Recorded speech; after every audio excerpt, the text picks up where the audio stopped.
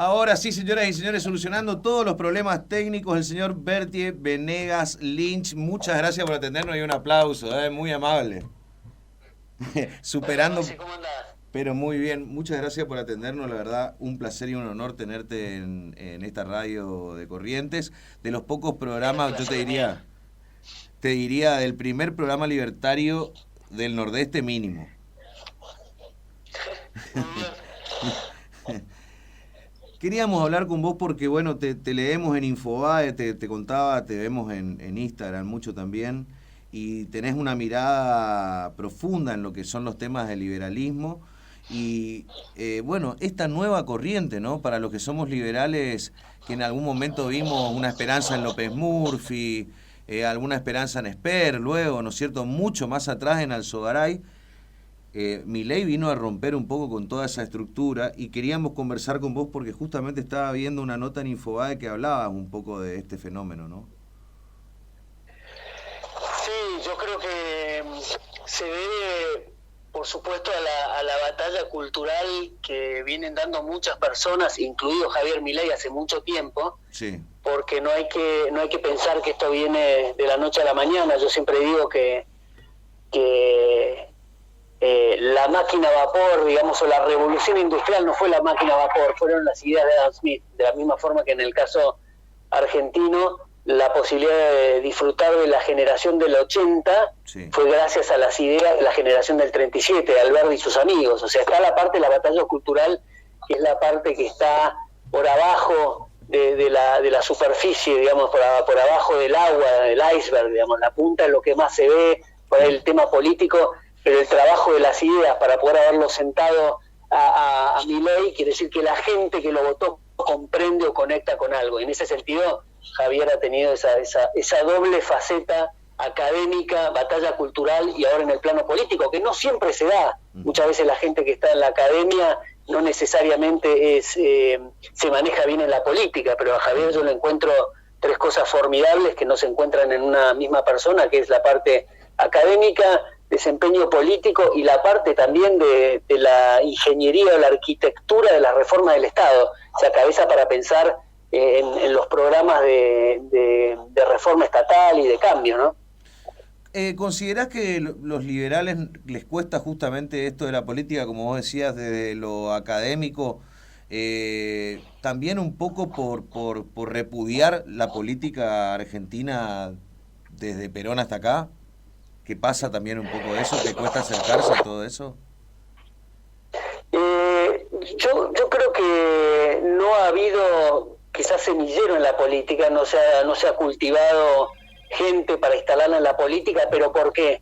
Porque no estábamos lo suficientemente dedicados a la batalla cultural, a la parte de las ideas, para preparar gente para poder ponerla como congresista, lo que sea. Difícilmente va a llegar una persona que no capta la idea del liberalismo. Entonces, primero es lo primero, digamos, quemarnos las pestañas, como dice mi padre siempre, o sea, prepararnos para tener un discurso sólido, estar preparados para el debate y empezar a también influir en las demás personas, que no se necesita escribir un libro o tener cátedras y la actividad docente, conferencias. Eso por supuesto tiene un efecto multiplicador muy importante, pero cada uno, digamos, en su pequeño metro cuadrado puede influir en amigos, en la familia, por supuesto de vuelta, preparándose, porque para ser un filósofo intuitivo muchas veces se llegan a conclusiones equivocadas. Hay que estar preparado para el debate y en el proceso ese de difusión creo que se gana mucha gente, muchos adeptos, gente que se queda pensando y uno no se da cuenta de eso, pero tiene un efecto muy grande, digamos, en el pensamiento y lo que es la opinión pública, que después en otra instancia llega a la política. Claro. Y estos temas que muchas veces se dieron en un café o en una academia, temas profundos como como el tema de la liberación de las armas, la liberación de ventas de parte del cuerpo, que es lo que se está hablando ahora en este momento, pero particularmente con el tema de las armas, ¿qué visión nos podés dar más profunda de lo que se está hablando en los medios, que muchas veces está muy embarrada la cancha cuando los periodistas hablan del tema, ¿no? Está bueno, Maxi. Yo creo que se combate en la batalla cultural contra el socialismo y contra el liberalismo combate el socialismo y también a los paradigmas. Exacto. Estos los patrones que nos fijamos mentalmente, ¿no? De que por ahí la mayor cantidad de tiempo en la historia, digamos, del hombre no existió el Estado, y la mayor parte de las veces apareció para corromper la actividad del hombre y las libertades individuales. Pero se combate, se instala eso, caso del tema que se está hablando mucho también gracias a mucha gente, pero esta última instancia, digamos, por el impulso que ponen en el debate público Javier con la abolición del Banco Central, por ejemplo. El Banco Central fue constituido en 1935, hace nada. Sin embargo, la gente se siente como desamparada después de una inyección de paternalismo fenomenal que tenemos en los últimos 100 años. Entonces ellos también desembarazarse de estas cuestiones y el ejercicio de la gestión del cambio propia, ¿no? Es un combate que hay que hacerlo y es natural en el ser humano, pero bueno, en este plano creo que tiene un costo altísimo. En el caso de las armas que mencionás vos, de la libre portación, yo creo que a diferencia quizás de lo que se habla también, que mencionaste tangencialmente, del mercado de órganos y todo, que tiene también un concepto y un fundamento filosófico importante del liberalismo. Exacto. No es un tema quizás central, ha surgido porque le preguntan a Javier y le preguntan quizás situaciones extremas y demás, qué posición tiene, y él demuestra ser muy coherente y muy consistente en su pensamiento. Y sincero sobre todo, ahora, si ¿no? establecemos... ¿Cómo? Sincero sobre todo, no se está guiando en una encuesta o en lo que la gente particularmente piense que es políticamente correcto. Exacto. Bueno, sin desviarme del tema de las armas, te digo, que puntualizas este tema, creo que el capital más fuerte que tiene Javier hoy es eso, es la coherencia, es no estar haciendo como la mayor parte de los políticos hacen, y es natural, porque la política salen a cazar votos y su discurso es de acuerdo a la temperatura que vende la opinión pública. Entonces van migrando y están todos surfeando la ola de la política. Sin embargo, Javier dice lo que piensa desde antes de estar en la política, la cuestión de las restricciones que existe, estar en la situación de estatismo que tenemos, y hay que ir transitoriamente hacia un objetivo superior, y en este caso, en la aplicación política, la de seguridad y la justicia como un estado mínimo. Con lo cual también es patear el tablero respecto a los mitos de la educación estatal, por ejemplo, la salud estatal. Entonces pone en debate cosas sumamente interesantes y nunca cambió el discurso, y una de las cosas que a mí me ilusionan y me esperanzan es que él nunca va a traicionar su propia convicción y sus propios valores. Entonces es una garantía, no solamente para traicionar al electorado, como es común, digamos, en los políticos, sino que lo hace principalmente por él. Bueno, vos, tu padre, toda esta generación de liberales, yo por ahí los veo, algunos cerca de Javier, otros lejanos a Javier. La pregunta en sí es, ¿en algún momento vamos a ver a otros liberales con ideas similares o parecidas ingresar a la política, o van a seguir en el plano privado académico desde tu punto de vista? Te incluyo en esta pregunta, obviamente. Bueno, pongamos una nota al pie ahí, como una banderita de aviso, que no nos olvidemos de hablar del tema de las armas, que me parece importante, pero respecto al plano político que me comentás, bueno, el tiempo dirá quiénes son las personas que se quieren volcar ahí a la política. Es una función importante, es una función, sí, secundaria, como yo digo, a la batalla cultural. Sí. Esto no quiere decir que no es importante, pero es accesorio. Lo más importante es no poner la carreta delante de los caballos y dedicarnos a la batalla cultural. Y después, bueno, la prueba está que mucha gente que saltó a la política, incluso estuvo en listas y demás, es gente muy valiosa que viene de la academia, y al no haber semillero en la política liberal, decidió decir, bueno, ¿sabes qué? Vamos a pasar a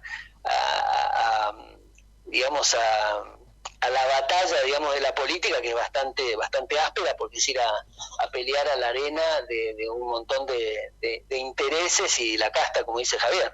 Claro. Y bueno, volviendo al tema de las armas y al periodismo en general, que por ahí embarra muchísimo la cancha, como te decía hoy, les salen con ejemplos, por ejemplo, de Estados Unidos, que es uno de los 7 países que tiene libre portación de armas, pero es el único que tiene este fenómeno de que cada tanto alguien salga a matar personas, a veces al azar, a veces con algún tinte discriminatorio, pero lo pasa en Estados Unidos, que es un país que vive en guerra también, ¿no? Bueno, en el caso de Estados Unidos, yo diría que es un buen caso para tomar los estados sí. que tienen permiso para portar, ya no ni siquiera la tenencia, que cuando la transportás al arma fuera de tu casa tenés que llevarla descargada, sí. Sino que la portación, o sea, ellos denominan dos conceptos, que eso también varía entre los estados, que es el concealed carry y el open carry. El open carry es que podés ir con el arma visible, digamos, en la vía pública, como en el Far West, y el concealed es que tiene que estar no visible. Pero en definitiva existe el tema de la aportación. Esto que parece suponer algo que la cosa intuitiva te dice, no, pero qué barbaridad, vamos a volver al Far West y todo, sí. Es muy importante ir al caso práctico, empírico, y primero y principal, como hace también y pivotea Javier con mucha razón, es pivotearlo sobre el tema moral. La protección de la vida y la propiedad es el derecho más básico que puede existir. Claro. Entonces creo que los individuos tienen derecho a defenderse. Y tener en cuenta también que la policía o la fuerza de seguridad, por más que sean, incluso imagínate en Estados Unidos o en los países más prósperos, donde la seguridad es muy eficiente, la policía llega tarde. Siempre llega tarde, por dos motivos. Uno, porque no tiene la capacidad presupuestaria para tener un policía en cada casa, en la puerta de cada casa, y segundo, que el delincuente hace todo las averiguaciones de dónde está la policía en el momento que ellos quieren cometer un crimen, de manera no lo van a hacer al lado de un policía. De manera que la policía en general, salvo que sea un conflicto que lleve mucho tiempo, puedan llegar en 5 minutos, en general siempre llega tarde, que es para llamar al juez o para llamar a la morgue. Exacto. Entonces tampoco perdamos de vista esto que decimos. Bueno, en Estados Unidos existen los massive shootings, que entra un tipo a un establecimiento y mata a mucha gente. Nosotros tenemos 6 crímenes por día, de manera que eso lo sumás anualmente y es una cosa mucho más devastadora, en el contexto también que la policía tiene míseros sueldos, el Estado parece que está dedicado a cualquier otra cosa que no le corresponde a la función específica del gobierno, pero menos a la cuestión de la seguridad y la justicia, que debería ser, sumado a que los jueces son estos mal llamados garantistas, que hace todo el trabajo la policía cuando lo hace bien, y resulta que los jueces los liberan violadores y liberan criminales o hacen el del 2x1, estas cosas rarísimas que al final vuelven a la calle, después que es un esfuerzo muy grande poder dar con quien cometió un ilícito, porque termina en la calle de vuelta. Seguramente vamos a volver al tema de las armas, pero no quiero dejar de nombrar esta parte que dijiste de los jueces. ¿Por qué se lo tiene a Zaffaroni como un prócer en todo lo que se estudia de leyes? Se lo tiene al tipo como un prócer, y los mismos jueces también, y en todo lo que es el sistema de justicia lo tienen a Zaffaroni como un prócer que terminó trayendo toda esta cuestión de garantizarle más cosas al delincuente que a la víctima. ¿Qué pasó ahí en el medio? Bueno, volvemos al tema de la batalla cultural con la ventaja que le hemos cedido a los gobiernos la educación. Entonces, ese es un arma fenomenal que, a diferencia de lo que es la batalla física de las bombas y la imposición a través del comunismo, directamente van por una solución más pacífica, pero con la intermediación, digamos, del manotazo de la cultura de la educación. Entonces está todo el tema del adoctrinamiento, sumado a que la educación es un desastre y los contenidos y demás, que hace que sea una cosa que al ser monopólica hace que sea un desastre y los incentivos estén puestos en un pésimo lugar, pero en el caso del adoctrinamiento es lo que ha ganado que justamente todas las cátedras de abogacía, la mayor parte de las cátedras de abogacía, tengan esta inclinación. Entonces sale igual economía y una serie de carreras, ni te digo filosofía y letras, y otras que son más ásperas, que directamente una persona que quiere estudiar no casi no puede ver el pizarrón por la cantidad de banderas que hay con el Che Guevara. Tal cual. Entonces, Sí. entonces el tema de lo público no tiene solución el tema de lo público. O sea, ¿qué decimos? ¿Educación sexual integral, sí o no? Y no tiene solución, hay gente que quiere y gente que no quiere. En la vida pública, esos carteles, la gente que puede ser más conservadora, carteles que para vender un jean muestran una mujer prácticamente desnuda, y no me parece. Bueno, hay gente que sí le parece. La prostitución en la calle, a mí sí, a mí no, y bueno, eso nunca se va a definir. Eso se define solamente y se despeja con las asignaciones de derecho de propiedad, y teniendo calles privadas donde los copropietarios deciden qué es lo que va a haber ahí, si es una playa nudista o un barrio nudista, o se van a respetar ciertos parámetros. Entonces, en el tema de la educación pasa exactamente lo mismo. Sumado, por supuesto, a lo que crea cualquier mercado competitivo. Tal cual. Y más en un tema tan importante como la educación, es importante la competencia. Si lo tenés cerrado al Estado, como digo, te usa para el adoctrinamiento y no tiene los incentivos. Y ojo que hay un montón de gente, y yo conozco particularmente gente absolutamente brillante en la parte de la educación estatal, pero creo que en el entorno de los incentivos privados sería absolutamente brillante, descollante. Hoy está reprimido, limitada simplemente a los intereses que mueve toda la estructura política por estar en una esfera política. En el caso de la educación, ¿somos una sociedad preparada para la libre portación de armas? Y abro ahí un paréntesis. ¿Serían lógicas algún tipo de regulaciones al respecto, o sería sin ningún tipo de regulación desde tu punto de vista la libre portación de armas? Bueno, yo creo que debería haber libre portación, lo cual libre me refiero a que la gente pueda tenerlo. No existe una restricción. Sí creo que puede existir, de la misma forma que tendría que existir competencia tributaria en las provincias, sí, igual que en los estados, en Estados Unidos se compite, y eso también permite que las estadísticas y el tema empírico nos dé también información de cómo evoluciona la sociedad en cuanto a eso y en competencia. Entonces, algunas provincias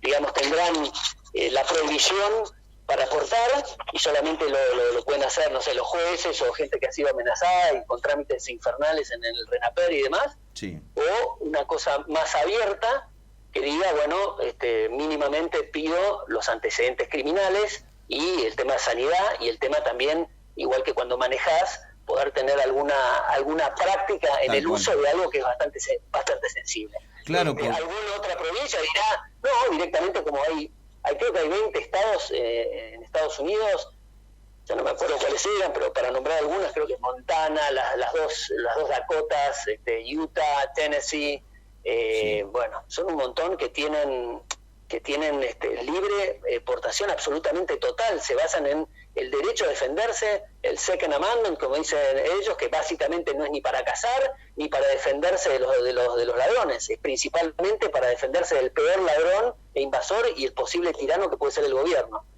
Claro. De manera que esa posición también la respeto. Yo particularmente creo que empezaría dentro de lo que es la concepción del Estado mínimo, que eso haya una reglamentación, un control mínimo para la registración de armas. No sé incluso, mirá, si la registración, tener que el Estado tenga una lista que sepa qué tenés vos en tu casa. Claro. Pero sí la cuestión de los antecedentes criminales, o si tenés antecedentes de violencia familiar, o antecedentes psicóticos, alcohólicos, bueno, esas cosas. Yo en principio, a mí me preguntás si pondría algún tipo de... Tal cual. Sí. Es una charla que se da hoy por hoy en todos los asados. El tema ya lo pusieron en agenda, y justamente en un asado ayer lo decíamos, mínimamente pedirle a la persona que el que venda armas en su computadora pueda ver los antecedentes, y que la persona pueda presentar un certificado de salud mental por algún psiquiatra que esté en alguna lista del Estado, que no sea privado, digamos. Ponele. Sí, ni siquiera que esté en una lista del Estado. En definitiva, tiene una matrícula de médico, está certificando que le ha hecho estudios y se hace responsable también por eso, igual que alguien firma qué sé yo, Deloitte firma una auditoría contable, se está haciendo responsable también por lo que eso contiene. Exacto. Entonces es una responsabilidad, no se lo das a nadie. Y otro tema muy interesante que disparás acá es el tema de los entes reguladores. Claro. Los entes reguladores que generalmente son del Estado, estamos también con los incentivos para ese tipo de cosas totalmente dormidos, porque vino el Estado paternalista a pisarlos, sí, y nos cuida en la alimentación, nos cuida en la cosa edilicia para que no se caigan los edificios, y todo es ente regulador. En la educación también, en las universidades tenés la CONIAO, que es la Comisión de Acreditación y Evaluación, y te dice si está bien, y el Ministerio también te revisa de acuerdo a los alumnos que tenés, cuántos migitorios tenés en el baño. Bueno, es una locura total. Sí. Entonces, la gente también, paradigma, 100%, te dice, no, bueno, pero si no existe la CONIAO y no existe el Ministerio de Educación, qué sé yo, va a haber casas de estudios que van a dar títulos de licenciatura en Administración de Empresas con un salto en rango y te dan el título o los venden. Bueno, mirá, flaco, es lo mismo que haya un ente regulador que te diga, che, guarda, estos tomates están podridos. La gente no es estúpida, el mercado laboral y el mercado académico va a defenestrar a esa institución que venda títulos, y la gente no es estúpida. Entonces, quien hace la oferta educativa, para diferenciarse de la competencia, va a decir, por ejemplo, una universidad dice, yo tengo una doble titulación con NYU en tal y cual carrera, con lo cual quiere decir que hay un aval de una universidad de gran prestigio sobre otra universidad que puede tener menos prestigio, y eso crea también una validación. O cada 6 meses viene Georgetown a hacerme una auditoría de los contenidos académicos. Entonces la gente va a elegir, pero ¿qué pasa? Tenemos los entes reguladores que no controlan nada, hay incentivos que son pésimos, obviamente no tienen la cobertura para estar controlando y estar al día con los controles edilicios y la edificación y todo, no lo hacen, generalmente recurren al tema de las coimas, sí, y después vienen los cromañones y todo el mundo sale correteando, pero en definitiva siempre vivimos sobre algo que no está controlado, y la gente dice, bueno, pero si suponete, no sé, ¿cómo sé que a mi hijo que lo voy a mandar a la colonia de vacaciones no lo estoy subiendo a un colectivo trucho que tiene la goma lisa si no tiene frenos en la Sierra de Córdoba? Bueno, no necesitas tirarte abajo y ser mecánico. Están también los sellos de calidad privados. Si no tienes sello de calidad privado, no conoces al que maneja, no conoces al de la empresa, no lo llevas, pero empecemos a conectar con la responsabilidad individual, no descansemos en el Estado, que encima lo hace pésimo, y nos cobra por eso. ¿Y qué metido que está el Estado en la concepción de la gente? Porque cuando vos hablás de estos temas con el común de la gente, con cualquiera, te dice, pero si no te protege el Estado, ¿quién te va a cuidar? ¿Viste? Y vos decís, pero...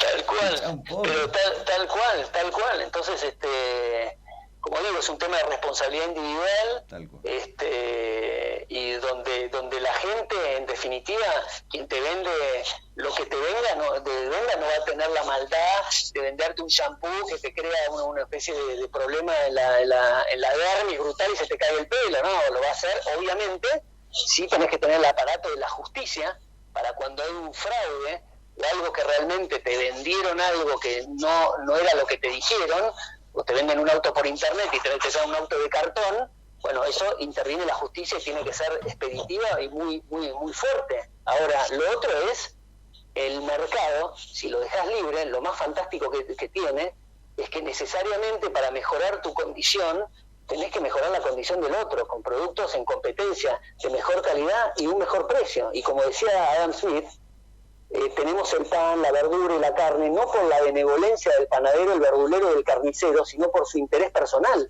que está en el interés personal del tipo en ofrecerte eso, que quizás en toda la cadena de valor hasta que la carne llega a la góndola, en la bandejita, no es que el tipo que le está dando de comer a las vacas está preocupado por vos para que comas, está preocupado en su cliente inmediato y en su proveedor inmediato, y eventualmente en poder tener una ganancia por la actividad que hace cada vez que se levanta todos los días. Y pobre el consumidor final, porque al productor le estarían sacando un pedazo, al frigorífico otro pedazo, al transportista otro pedazo, al proveedor otro pedazo y a la carnicería otro pedazo. Llega un precio de la carne que realmente... Bueno, absolutamente. Es increíble. Ese es el problema que, como decía Alberti, nos independizamos de España para ser colonos de nuestros propios gobiernos. Y viven de nosotros y se financian por los 3 medios que tienen ahora, que es el tema, y siempre tuvieron, la inflación, o sea, la emisión monetaria, imprimir papel y que lo pague la gente con el poder adquisitivo, sí. La pérdida del poder adquisitivo, el tema del endeudamiento, que debería prohibirse que los gobiernos se endeuden, y el tema de los impuestos, que eventualmente, yo me imagino siempre la relación con el Estado como que si fuera un administrador que contratás y le haces un mandato que te administra el edificio. Sí. Imagínate que diga, hagamos una obra, saquemos un préstamo para comprar las reposeras, no, ningún préstamo de nada. Vamos haciendo eventualmente un fondo que cada vez que me suba las expensas voy a patalear, y nada, limitate a esa cuestión. Hay gente que dice también, bueno, pero las empresas estatales, puede ser, supuesto, una empresa que sea un banco, y de ganancia, y te llega un punto que da tanta ganancia el banco que al final te dice, no me pagues más impuestos porque con la ganancia del banco me es suficiente. No, mirá, la función tuya es otra. A mí cobrame impuestos lo más bajos posible dentro de la concepción de la democracia de hoy por hoy, y punto. Eventualmente la renta que pueda generar con mi trabajo la voy a hacer yo por otro lado. Yo elijo las operaciones financieras, no vengas con cosas raras. Tal cual. Y los servicios, ¿no? Porque hasta los servicios te elige el Estado cuando estás en blanco. Claro, y otra cosa más, Maxi, yo creo que esto es central. Todo lo que hace el gobierno, Maxi, todo lo que hace el gobierno está consumiendo capital. Todo, hasta la educación, la salud, las cosas más nobles. ¿Por qué?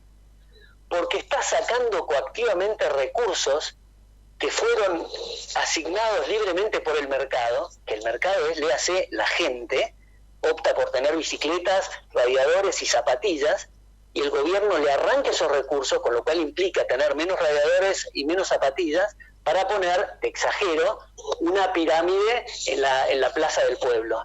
Esa es una cosa evidente que no tiene sentido y ha despilfarrado recursos.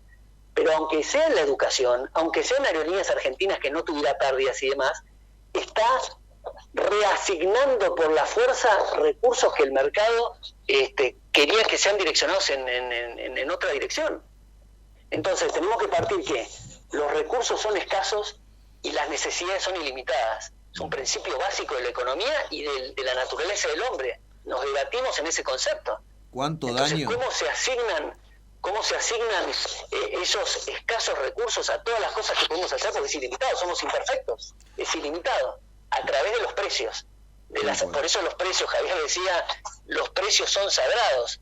Hace cualquier cosa, pero no toques los precios porque son sagrados. Cualquier cosa que se toque o se manipule ahí por factores exógenos, o sea, ajenos al mercado, va a crear distorsiones, va a crear consumo de capital y mala asignación de recursos. ¿Cuánto daño hizo ahí una frase como, por ejemplo, te vas a saber de quién es, donde nace una necesidad, nace un derecho? ¿Cuánto daño hizo? Bueno, la precursora del clientelismo, tal cual, que persiguió a todas las fundaciones, mutualismos de inmigrantes y demás, que era fantástico la historia, que eso está expuesto en un libro de mi padre, Alberto Venegas Linchijo, con Martín Krause, que se llama En defensa de los más necesitados. Es un trabajo de investigación buenísimo, y en esa parte cuenta cómo eran las obras filantrópicas que empezaron a ser perseguidas para, digamos, nacionalizar la solidaridad, entre comillas, por la Fundación Eva Perón. Sí. Entonces, el concepto ese que comentás, Maxi, es clave, me parece. El concepto es el siguiente: a cada derecho corresponde una obligación. Es decir, si yo poseo el celular con el que estoy hablando, la contrapartida de eso es que el resto de mis congéneres tienen la obligación de respetármelo. Ahora, si se dice que yo tengo derecho a un celular que no poseo, la contrapartida es la obligación del resto de la gente a través del gobierno para proveer un celular. Tal cual. Entonces, todos tenemos necesidades, son ilimitadas, de manera que se transforma eso en una especie de sociedad de salteadores de camino, donde le pedimos al gobierno que robe por nosotros permanentemente y se hace algo invivible. se erosiona los incentivos más elementales de la propiedad privada. Entonces la gente no se va a sentir muy atraída en tener propiedades en la Argentina, ni producir, porque va a ser expoliado. Y este concepto tan vil de la política y la democracia, que tan bien ilustró Benjamin Franklin, que decía que la democracia son 2 lobos y un cordero que votan qué se come. Ese es el problema de la democracia. Entonces lo que hay que tratar es limitar al poder político. Ese es el trabajo de la democracia, limitar al poder político, porque si no, está siempre ahí muy calentita la posibilidad que echa mano todos los políticos en la historia argentina en los últimos 90 años, hacer este acuerdo o contrato tácito con las mayorías de los políticos que dicen vos me votás a mí y yo te prometo que voy a expoliar a las minorías en tu beneficio. Entonces se crea una dinámica que le cierra a las dos partes y al final es el acabose de la civilización, porque en definitiva no solamente es un ataque inmoral a la propiedad y al derecho, sino que la gente productiva se va, como está pasando ahora, que se van 100 jóvenes todos los días, Maxi, de Argentina, sí, todos los días. Es increíble y triste. Sí. Tal cual. Mirá, vamos casi 40 minutos de nota y te quiero preguntar 2000 cosas más.